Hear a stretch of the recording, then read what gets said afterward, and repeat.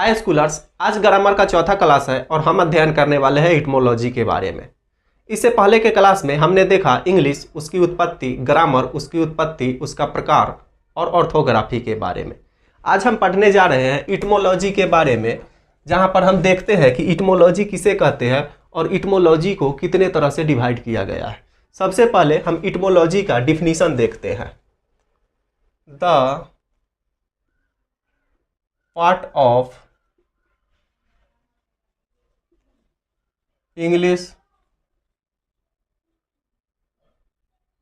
Grammar. तो इसका definition है the part of English grammar in which we learn about words, its formation, classification, meaning and use in a sentence is called इटमोलॉजी।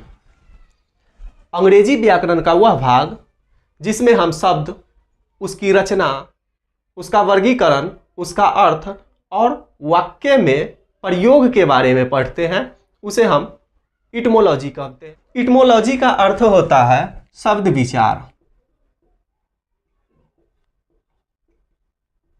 अब हम बात करते हैं वर्ड्स, इट्स फॉर्मेशन, शब्द और उसका बनावट, उसकी रचना। उदाहरण के लिए हम एक शब्द लेते हैं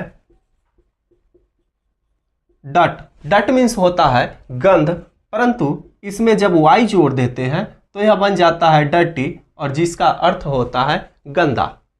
उसी तरह से एक शब्द लेते हैं ऑनेस्ट।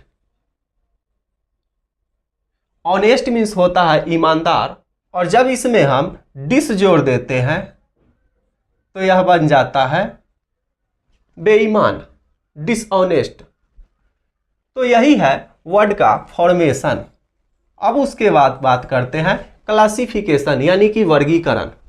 जैसे कि आप देखिएगा राम, काऊ, पेन। दुनिया में जो चीज़ है जिसे हम देखते, छूते, खाते, पीते और महसूस करते हैं वह सभी नाउन है।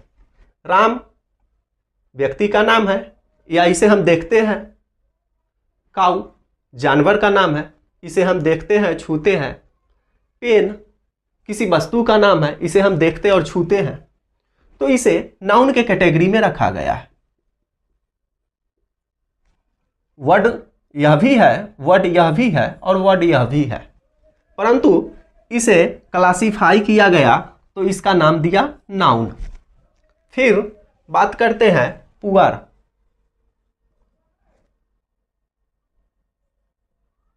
Black, red. वर्ड यह भी है, यह भी है और यह भी है। अगर इससे हम राम के गुण के बारे में बात करें, पुअर, राम गरीब है, तो यह एडजेक्टिव का काम करता है। अगर हम गाय के गुण के बारे में बात करें तो यह गाय के गुण बता रहा है कि गाय काली है। और कलम के गुण के बारे में बात करें तो यह कलम का गुण बता रहा है। तो वर्ड यह भी है, यह भी है, परंतु इसे नाउन के कैटेगरी में रखा गया है और इसे एडजेक्टिव के कैटेगरी में रखा गया है। उसके बाद बात करते हैं इट, इज, आर। वर्ड यह भी है, यह भी है, यह भी है, परंतु यह क्रिया को दर्शा रहा है, तो इसे हम वर्ब की कैटेगरी में रखते हैं। यानी कहने का अर्थ है कि शब्द तो सभी है, परंतु उसे उसके कार्य के हिसाब से अलग अलग तरह से बांट दिया गया है, और यही क्लासिफिकेशन कहलाता है, शब्दों का वर्गीकरण। अब हम बात करते हैं मीनिंग। तो आपने देखा कि डट मीन्स होता है गंध, और उसके साथ वाई जोड़ देने से इसका मीनिंग ही चेंज हो गया, गंदा हो गया। उसके बाद ऑनेस्ट मीन्स होता है ईमानदार, और उसके साथ डिस जोड़ देने से यह मीनिंग चेंज कर लिया, इसका मतलब डिसऑनेस्ट। उसके बाद वाक्य में इसको किस तरह से प्रयोग करना है वह भी देख लेते हैं। कुछ शब्द लेते हैं और उसको हम वाक्य में प्रयोग करके देखेंगे। एक शब्द है राम, दूसरा है टू ईट, तीसरा है मैंगो। 3 शब्द लेकर और इसे हम वाक्य में प्रयोग करके देखते हैं। वाक्य है राम आम खाता है। राम आम खाता, तो क्या इसको हम राम मैंगो टू ईट लिख सकते हैं? नहीं, यह गलत हो जाएगा, क्योंकि अगर ग्रामर के रूल के हिसाब से देखा जाए तो यह बिल्कुल गलत है। तो सही क्या होगा? सही होगा राम, सबसे पहले कर्ता और कर्ता के बाद आएगा क्रिया, परंतु क्रिया वर्ब उठ करके नहीं आएगा, वर्ब अपना रूप परिवर्तन करके आएगा। प्रेजेंट इंडेफिनिट है तो यहाँ सिंगुलर सब्जेक्ट के साथ वर्ब के 5वां रूप लगाना होगा, इट्स। अब उसके बाद एक और वर्ड है मैंगो, यहाँ सिंगुलर कंटेबल नाउन है तो उसके साथ हमें आर्टिकल्स का भी प्रयोग करना होगा, अ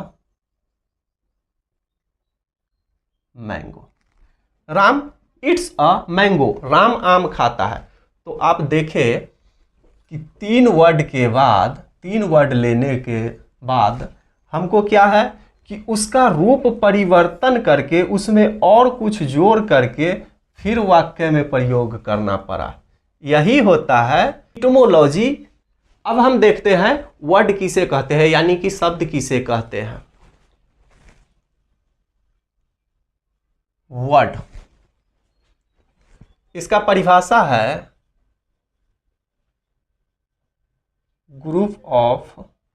the group of letters and sounds that express a particular meaning. यदि हमको लिखना है कैट, कैट, सबसे पहला लेटर C A T, या हम इसे यह भी कह सकते हैं कि यह साउंड है, यानी कि अंग्रेजी के सबसे छोटी इकाई, अंग्रेजी के सबसे छोटी इकाई, और इसको एक जगह करने के बाद, इसका ग्रुप बनाने के बाद यह एक पार्टिकुलर अर्थ दे रहा है। बिल्ली, तो यह क्या है? एक वर्ड है। उसी तरह से देखते हैं ग्रामर।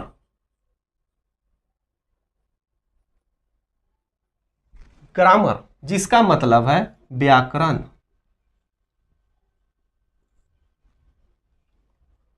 तो आशा है कि आपको यह बात अच्छी तरह से समझ में आया होगा कि इटमोलॉजी में हमको पढ़ना क्या है, वर्ड किसे कहते हैं। अब हम बात करते हैं कि वर्ड यानी कि शब्दों को कितने तरह से क्लासिफाई किया गया है। उसके बाद हम बात करेंगे कि कितने वर्गों में क्लासिफाई किया गया। सबसे पहले बात करते हैं कि शब्द को कितने प्रकार से बांटा गया है। तो शब्द को 3 प्रकार से बांटा गया है, जिसमें से पहला है on the basis of formation और स्ट्रक्चर, यानी निर्माण और संरचना के आधार पे शब्द को बांटा गया। फिर दूसरा है on the basis of modern classification, यानी कि आधुनिक वर्गीकरण के हिसाब से शब्द को बांटा गया।